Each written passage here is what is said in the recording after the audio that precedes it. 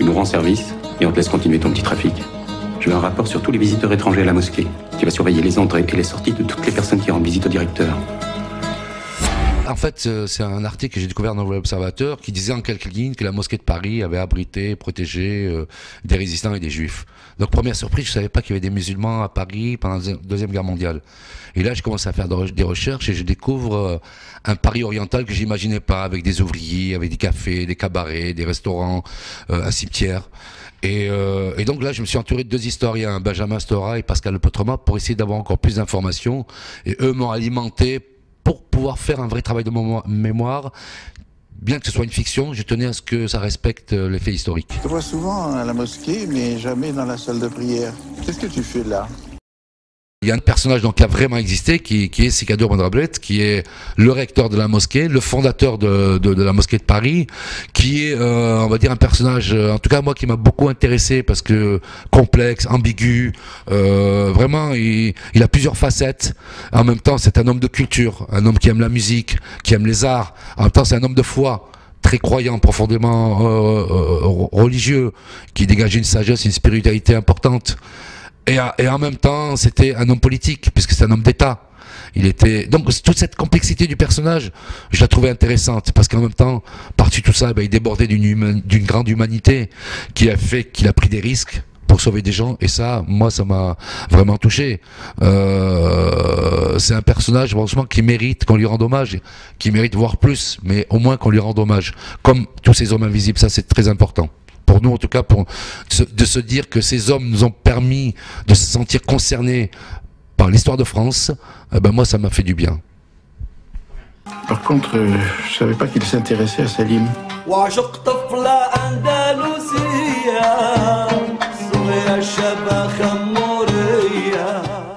Alors Salim, c'est un personnage qui a vraiment existé, hein. Dans le film, il y a deux personnages qui ont existé, dont Salim, qui est un chanteur, on va dire, d'origine algérienne, juif algérien, qui était dans les années 40 à Paris et qui a dû se cacher puisque il y avait l'époque, Paris était occupé par les Allemands et qui chassaient les Juifs.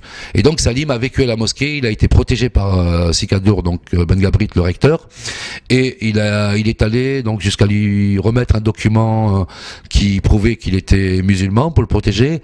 Et quand les Allemands se sont rendus compte qu'il y avait des faux documents, Sikadur Ben Gabrit est allé jusqu'à faire graver sur une tombe musulmane le nom du père de Salim Al-Ali pour le protéger définitivement. Et je trouvais ça tellement fort et je l'ai mis dans le film, bien sûr. T'es à Paris depuis combien de temps? 1939, monsieur. Et les ravitaillements, c'est pour qui? Pour moi. Tu mens.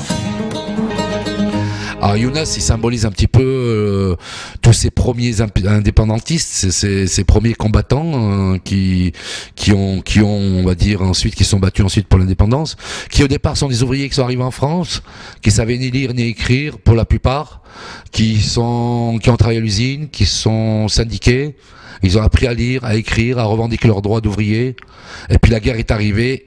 Et là, tout ça s'est politisé, leurs revendications sont politisées. Donc c'est vrai que c'est des personnages qui sont dans la ligne de ce personnage emblématique qui est Messali Hadj, qui est le pionnier du nationalisme algérien. Et c'était important pour moi de montrer cet éveil, cette prise de conscience de ces gens-là, cette prise de conscience, cet éveil à la liberté, puisque ils sont éveillés à la liberté dans le sens large, c'est-à-dire libérer la France, mais libérer surtout leur pays aussi. Je voulais pas te mêler à ça. Je me bats aux côtés d'un groupe de résistants. Pourquoi tu fais ça? C'est pas notre guerre. Je me bats pour la liberté. Aujourd'hui ici en France et demain chez nous en Algérie. Alors moi, c'est vrai que quand j'ai découvert ce pan historique, je me suis dit mais comment se fait-il que je ne sois pas au courant? J'ai été à l'école, j'ai vu des documentaires, j'ai vu des films, je n'ai jamais entendu parler de ça.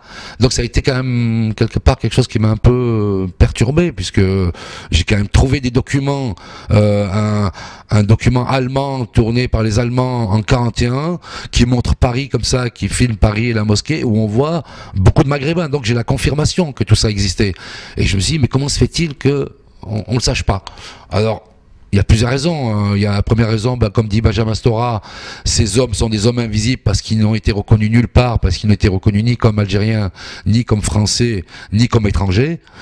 Ça, c'est une des raisons, on va dire, une des raisons. Et il y a aussi le fait que, juste après le film, moi je m'arrête en 44, mais juste après, il y a Sétif qui arrive.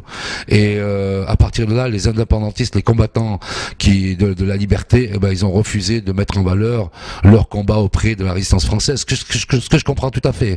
Donc à partir de là, il y a eu aussi, une histoire qui a été occultée.